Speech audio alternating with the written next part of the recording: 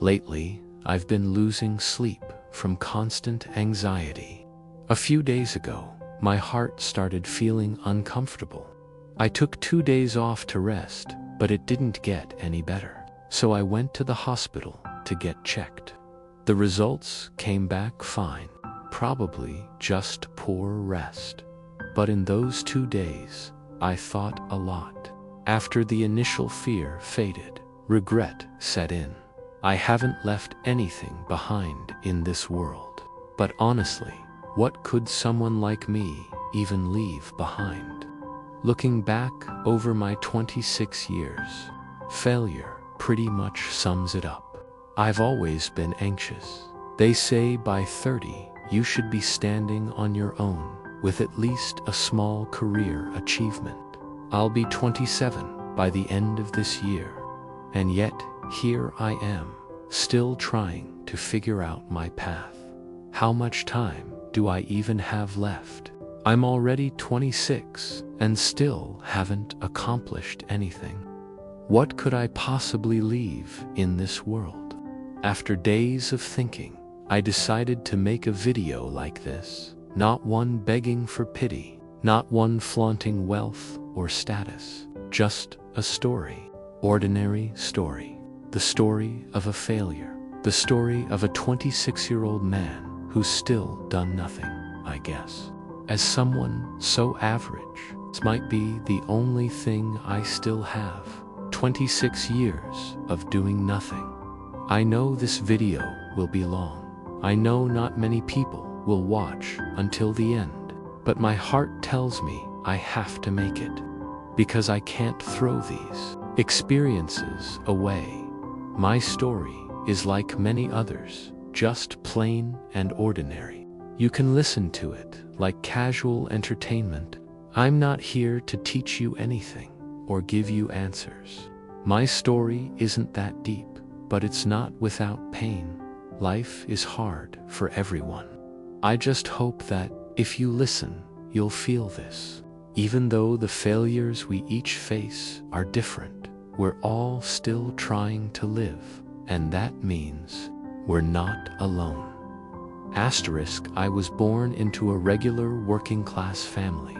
We weren't rich, but we weren't poor either. At least we always had enough to eat. My mom worried I'd get sick, so she fed me spoonful by spoonful, and I was good at eating, so good that by the middle of primary school, I was officially fat. From then on, fat became my label. Older relatives spoiled me, which made me stubborn. When kids called me fat, I'd tell them to shut up. Of course, that meant I fought with them, and since they always outnumbered me, I always lost. One time after school, a group of second graders near my house called me fat. I snapped and fought back. They pinned me to the wall, 3 or 4 of them hitting me hard. An older relative happened to pass by and stopped them, so I wasn't hurt. Their parents came to my house to apologize, and just like that, the adults, my parents included, considered it over. But nobody asked me if it felt over. Even now, I remember that day vividly. Every detail is still there. How could I just get over it? From then on, my heart grew sensitive. I thought maybe things would change in elementary school, but kids still called me fat. I'd get angry and hit back, which meant more calls to my parents. They said being kind wasn't bad, but being too kind could hurt you, and to them, my kindness just looked weak.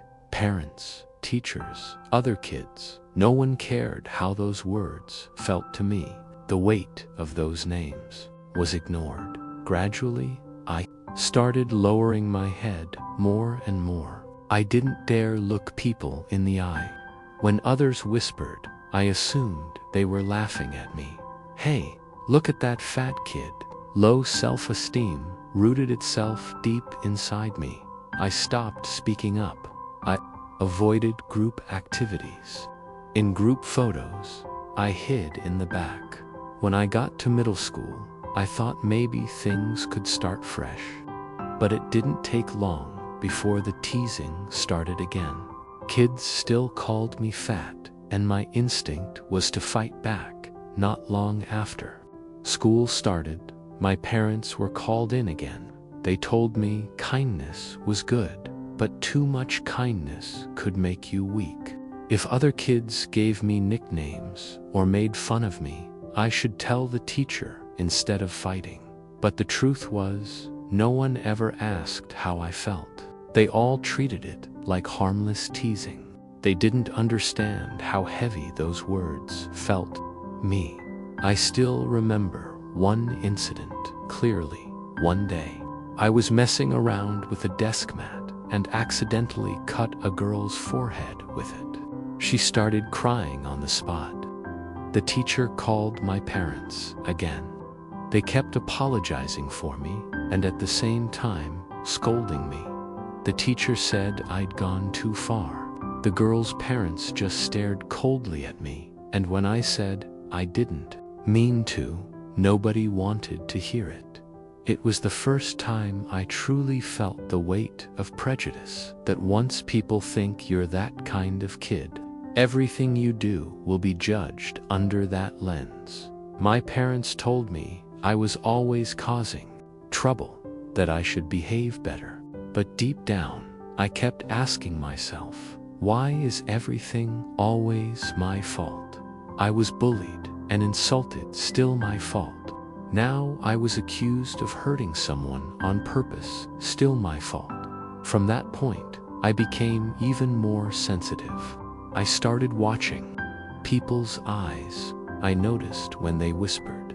I could see the contempt and mockery in their faces. I could hear them laughing at my body. I realized I'd always been a source of entertainment for them. Slowly, I stopped lifting my head altogether. I walked with my eyes down. Every time I heard whispering, I thought, they're talking about me. They're saying, look at that fat kid. Shame and weakness took root deep inside. I became quieter. I avoided group activities. If there was a group photo, I always stood in the back.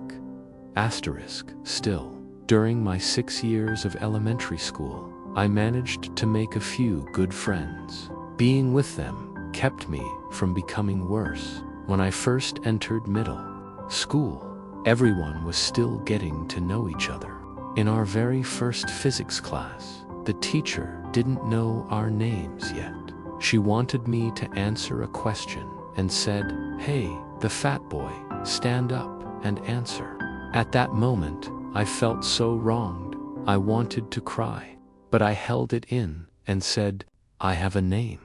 I'm not called fat." The teacher immediately apologized. The matter was over for her, but for me, it left a mark. Some classmates thought I was overreacting. It's just calling you fat, but they didn't know my heart.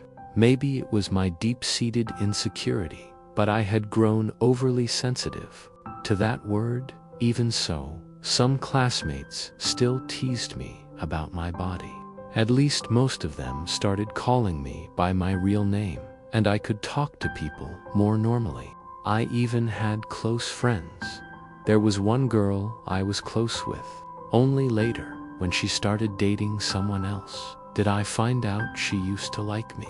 Maybe I'd felt it before, but I just couldn't believe it, because I never thought I deserved it. In the end, she moved on, partly because I made her angry. We were just middle schoolers, so of course, there were petty things.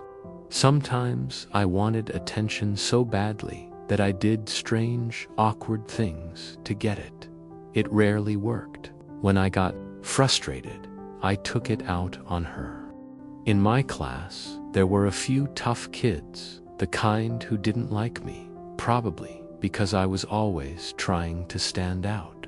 They ended up ganging up on me and hitting me a few times. Back then, I was weak. I didn't know how to fight back. I went to the teacher, but all they could do was scold them. Eventually, I figured out a smarter way to survive. There was one guy who was also from that tough crowd, but we got along okay. So I started sticking close to him. That's how I got through middle school, in someone else's shadow. But it also deepened my insecurity. From then on, I mostly made friends with people who were at my level or below me. When I was around people better than me, whether they had better grades, richer families, or were attractive girls, I felt small. I didn't know how to interact with them. They always shone in the spotlight, and I hid in the dark, afraid to look straight at their light. The moment in middle school that affected me the most was graduation. Our school's atmosphere was pretty, relaxed, and open. For the graduation ceremony, all the performances were put on by the students. I remember watching some of the more outstanding boys on stage. My eyes were full of admiration, not just because they were good at performing, but because I saw something else when they were on stage. The girls in the audience looked at them with little stars in their eyes. Asterisk, my high school entrance exam. Results weren't great. In the end, my parents pulled some strings to get me into a decent high school. My first year in high school was eventful. Because of my weight, I sometimes became the butt of jokes again. But as I got older, I learned to read the room. When classmates teased me about my body or called me fat, I started pretending it didn't bother me. On the inside, I still hated it, and I wanted to change. Asterisk, one moment pushed me over the edge. I gathered my courage to confess to a girl I liked. She politely turned me down. Later, I heard from someone that she'd told her friends, who would ever like a fat guy like him? In that instant, I made a decision. I started exercising. I started caring about my appearance. I grew out my hair, styled my bangs, shaved regularly, and swapped my casual clothes for shirts and fitted jackets. It actually worked pretty well, at least for the trends back then. Asterisk, of course. Changing my appearance wasn't enough. Back in middle school, I hadn't been active in many activities. Instead, I read books and listened to music that gave me a little head start in creative writing. I wrote a lot of poems and short prose, and even adapted lyrics from old songs. Out of interest, I started a club. With all these elements combined, I began to experience what felt like the highlight period of my life. I took part in a lot of school activities. I was often on stage performing. I still got nervous every time, but I wanted to show myself. I genuinely enjoyed the process. Asterisk, around that time, I became interested in traditional Chinese clothing. The internet was buzzing with a revival movement. I got swept up in it. I felt like this was my mission, that I was different, that I was the only one who could do it. I had that classic teenage I'm special mindset. I thought I could change the world. Looking back now, it was peak high school delusion. Asterisk then. Reality hit. It happened during my second year of high school, at what would be the last big event I organized. Our school had a New Year's party, and my club signed up to perform. I decided on the program, of course. It was a hand-futh-immed performance. During the audition, we got cut immediately. The teacher in charge said it was too niche, not lively enough for a New Year celebration. I couldn't accept it. I asked for another chance, said we could make changes. The teacher shut me down right away. Don't waste your time. This won't pass. I was furious. I almost rolled up my sleeves and fought him. Asterisk, after I calmed down, I started reflecting. I realized something. I wasn't actually that special. One person's abilities are limited for a while. I had let myself believe that I was the only one who could plan and direct our performances. But the truth was, I wasn't doing them that well. If I had realized this earlier and asked for help from classmates who were better at it, maybe the result would have been different. That became one of my biggest regrets. Asterisk, in my third year, I stepped down as club president and focused on preparing for the college entrance exam. It didn't go well. I performed far below my usual level. In the end, I could only get into a fairly average university. The blow was huge. The pride I'd had after my highlight period was gone. I stopped having unrealistic dreams. I just listened to my parents and chose a major they thought was practical, essential oils, and accepted the future they'd mapped out for me. University life, for me, was pretty typical. In my freshman year, I was active for a while, joined the student union, even started a club. But then I saw how some people fought over positions like minister or president, and it turned me off completely. By sophomore year, I'd pulled back from all that. Asterisk. Instead, I threw myself into online games. Back then, almost every guy was gaming, but I was different. I played martial arts-themed MMOs. I was drawn to those chivalrous, dramatic worlds. In my first game, I got to know a lot of wealthy players. Most of them were actually nice. They didn't care how strong your character was. They'd still chat and play with you as equals. But my insecurity showed up here too. Whenever my gear wasn't as good, I felt like I couldn't hold my head up. So I started saving up to improve my gear.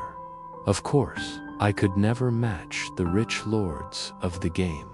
But even a small boost made me feel better.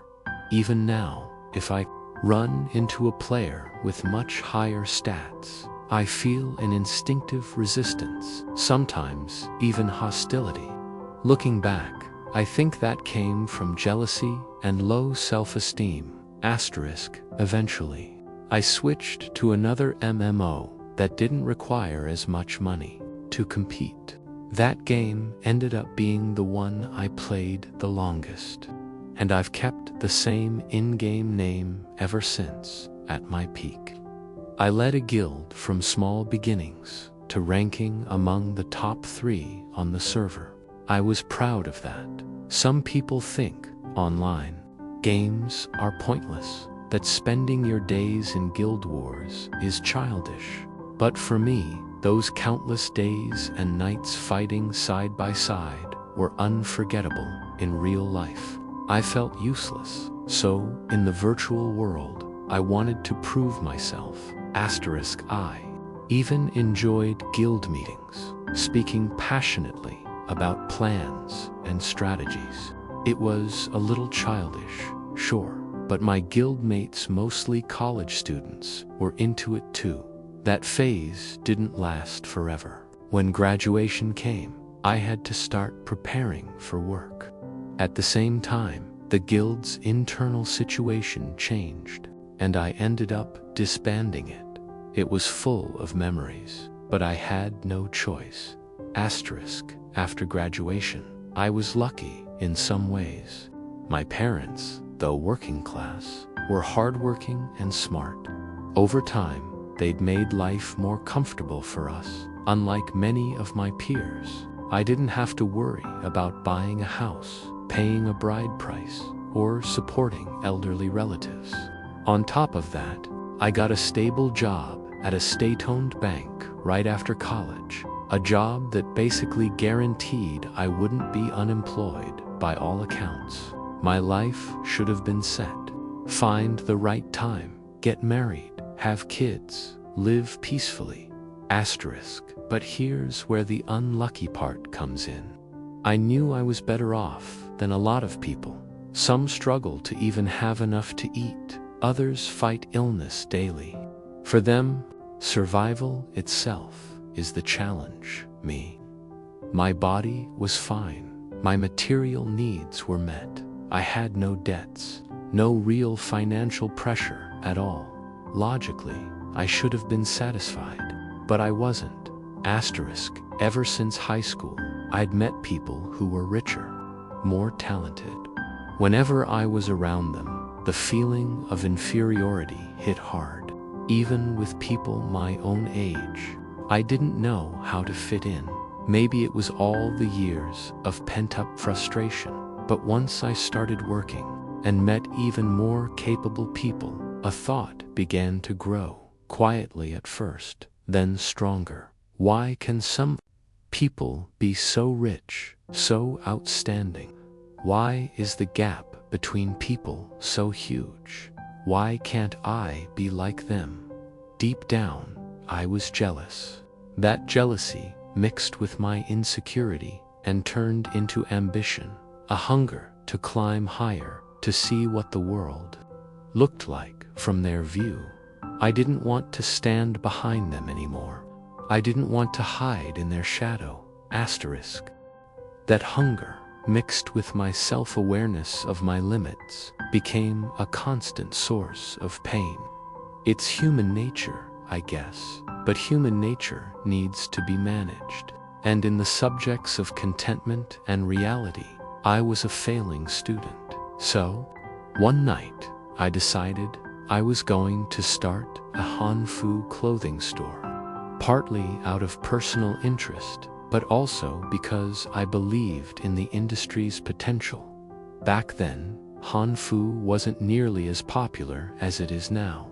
When I told my family, they didn't understand, thought it was a joke, but I was determined. After scribbling over a dozen pages of notes, I found a partner and we decided to go for it. The problem was, neither of us had studied fashion design. We didn't know tailoring. Getting started was tough. We bought designs online, found small garment factories to cooperate with, and worked with them on fabric and design adjustments. Eventually, we had prototypes, and we registered a Taobao shop. Everything seemed ready to launch. That's when the real problem showed up. Hanfu requires very precise tailoring and shaping. We couldn't find a manufacturer truly experienced in making it. We ended up using a studio that made period costumes. Their tailors knew a little, but not enough to get the quality right. Even they pointed out flaws in our designs, mistakes obvious to a trained eye. It was clear we lacked the technical knowledge to control quality. I suggested working full-time in the industry to learn it properly. My family strongly opposed it. At the same time, differences grew between me and my partner. His family ran a business, so he had a merchant's mindset. Launch first, fix problems later. I was afraid of failure and criticism, so I wanted everything perfect before launch. He thought I was just stalling. In the end, he gave up and left. With my partner gone, the project collapsed. My first startup ended in failure. After that failure, my insecurity grew even worse. Work at the bank wasn't going well either. I had no side income, no small fortune to my name. For an average person, this was a life of stability, unchanging, predictable. You could see the end from the very start. That feeling nearly broke me. Every day at work, I'd ask myself, is this really going to be my life? Is this what I want? Whether it was about the job or about myself, I felt disappointed. But I was still young, still used to keeping my head down. I didn't have confidence yet. I wasn't independent. I still depended on my parents, so when they pressured me not to quit, I couldn't resist. Other people might dislike their jobs because of heavy workloads or long hours. But that wasn't my problem. For me, the fear was seeing a future with no change, no hope, like being sentenced to life in prison. No escape, no path forward, just waiting for life to end. That kind of despair is crushing. Even now, if someone says to my face, "Wow, working at a bank is so stable, that's great," I feel a flash of anger, the same way I used to feel when kids called me fat. Day after day, caught between my parents' expectations and my own wishes, I started to break down. Life felt less and less real. Disappointment turned into hopelessness. I felt like I was locked in a dark room. Nothing around me made me feel anything. Nothing brought joy. There were no goals, no purpose. Eventually, even the hopelessness dulled. What was left was emptiness and a constant gnawing pain inside. I wanted to escape. I wished someone would pull me out. No one came, until finally, a thought I could barely control crossed my mind: escape through ending it all. That's when I realized I needed help. I went to see a doctor. They diagnosed me with depression. That day, my mom took me to the appointment. On the way home, she asked me the classic question: "You don't have to worry about food or clothes. You have nothing to stress over. What could you possibly be depressed about?" I didn't know how to answer. The doctor gave me medication. I read the instructions, but then put the pills in a drawer. I wanted to hide at home, but my family insisted I keep going to work, that I had to keep interacting with people, or it would get worse. The doctor also said some social contact might help. Asterisk later. I booked a trip based on a popular martial arts themed show at the time. When I came back, I started gaming again, and there, I found a piece of the feeling I'd been missing. As my in-game stats got stronger, praise started pouring in. People admired me. Some girls would gather around me to chat every day. It felt amazing. So amazing that I forgot about the pain. It even made me feel happy again. I clung to that as my lifeline and sank deeper and deeper. I started spending recklessly to keep my rank. When I ran out of savings, I used credit cards. I knew I was chasing short bursts of joy to numb myself, but I was more afraid of the alternative, the endless, crushing darkness of having no one who understood me. That's also when I began uploading my own gameplay videos online. Time passed quickly in that world. One day, without realizing it, I thought back to the past, how I had always wished someone would pull me out of the darkness. And then it hit me. Maybe that person would never come. So why couldn't I be that person for myself? Gradually, my state improved. The pain faded. I still felt frustrated with work and wanted to quit many times. But when I looked at my credit card bills, I bit down and kept going. Once I realized I didn't need short-term thrills from gaming to numb myself anymore, I decided to quit. I started trying to change for real, to find my own way out. But I quickly ran into another truth. I wasn't especially good at anything. Even without the depression, daily life still felt like a struggle. Even after quitting gaming, I didn't suddenly become better at life. I still had no clear direction. Every day felt like wandering in fog. One night, after work, I lay in bed, staring at the ceiling, and tears just started rolling down. It wasn't the first time I'd cried like that, silently, without anyone knowing. Sometimes in the bathroom, sometimes late at night, when the world was quiet. The tears always came, for the same reason. I felt like I had no worth at the bank. No matter how hard I tried, I was always just average. Not bad enough to be fired, not good enough to be recognized. The corporate hierarchy was rigid. Promotions went to people with connections or years of seniority. My efforts didn't seem to matter. Day after day, I felt invisible.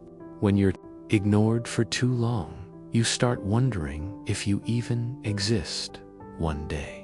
After yet another small humiliation at work, I went home, locked my door, and cried until my head hurt. That night, a thought took shape, quiet but sharp. If no one's going to give me recognition, I'll build something of my own and give it to myself. That's when I decided I was going to be my own boss, full-time. The idea wasn't completely new. Back when I'd uploaded gaming videos, I had gotten small bursts of recognition online. Comments from strangers had made me feel seen in a way real life didn't. So I started planning. I read everything I could about running an online business, creating content, building a personal brand. It wasn't just about money. It was about control, about not having to wait for someone else to approve me before I could succeed. Of course, my family thought I'd lost it. They told me to keep the bank job, to stop chasing internet dreams. But deep down, I knew this was the first time in years I'd felt a spark, a real drive to move forward. Even if I failed, I would fail on my own terms. So I set a deadline. I'd save up enough to cover my expenses for a year. During that year, I'd pour everything into this new path. No guarantees, no safety net, just me and the stubborn belief that I could build something that mattered. Something that proved I wasn't just that useless guy everyone thought I was. It felt like I'd stepped off a Silapifi, equal parts fear and relief. The first few weeks, I threw myself into creating content. I filmed, edited, wrote scripts, posted videos almost daily. I thought my years of gaming videos would make this easier, but reality quickly reminded me this was a whole new world. Views trickled in slowly, comments were rare. Sometimes I'd work all day on a video, and it would barely get a dozen views. It was discouraging. I'd left a stable job for this, and now I was staring at numbers that didn't even break triple digits. The old doubts came back. Maybe you're not cut out for this. Maybe you're just wasting your time. But this time was different. Before, when I failed, I would hide or run away. Now I couldn't. This was my choice. My future was in my own hands, and there was nowhere to pass the blame. So instead of quitting, I studied harder.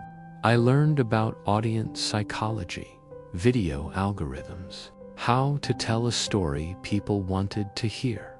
I experimented, different topics, different tones, shorter videos, longer videos. I paid attention to what worked, and slowly the numbers started climbing. The first time one of my videos hit 10,000 views, I sat there staring at the screen, feeling a mix of shock and gratitude. It wasn't just about the number. It was proof that my work could reach people, that I had something worth listening to. For the first time in a long time, I felt proud of myself. Of course, the road wasn't suddenly smooth. Some videos flopped. Sometimes hateful comments would hit me harder than I'd like to admit. But I realized something important. The old me would have taken every insult personally. Now, I could see them for what they were, just noise. I started focusing more on the people who supported me, the ones who said my videos made them feel less alone. That was the fuel I needed. Little by little, I stopped seeing myself as the useless guy and started seeing myself as a creator, someone building something from nothing, one step at a time. And with each step, my view of myself began to change. Not overnight, not completely, but enough to make me believe that maybe, just maybe, I wasn't destined to stay in the shadows forever. If I could go back and talk to my younger self, I wouldn't tell him, "Don't be sad," or "Everything will be fine," because the truth is, life isn't always fine, and sadness is a part of living. What I would tell him is, "You'll fail, you'll be laughed at, you'll be misunderstood, but you'll survive every time. And each time, you'll grow, even if you can't see it yet." I used to think life was about proving something to others, to show them I was worth respecting, worth noticing. Now I understand. The real battle was proving it to myself. It's not about becoming the best or standing on top of the world. It's about being able to look in the mirror and say, "I'm not perfect, but I'm still here, and I'm still moving forward." If you're listening to this and you feel like you're stuck in the dark, I won't tell you to just cheer up. I know it's not that simple. What I will tell you is, you don't have to wait for someone to pull you out. Start with the smallest step you can take today, even if no one notices, even if it feels pointless, because one day you might look back and realize that small step was the beginning of everything. I'm still figuring things out. I'm still not there yet, wherever there is. But for the first time in my life, I'm okay with that, because I'm no longer living in someone else's shadow. This is my story, and I get to decide where it goes next.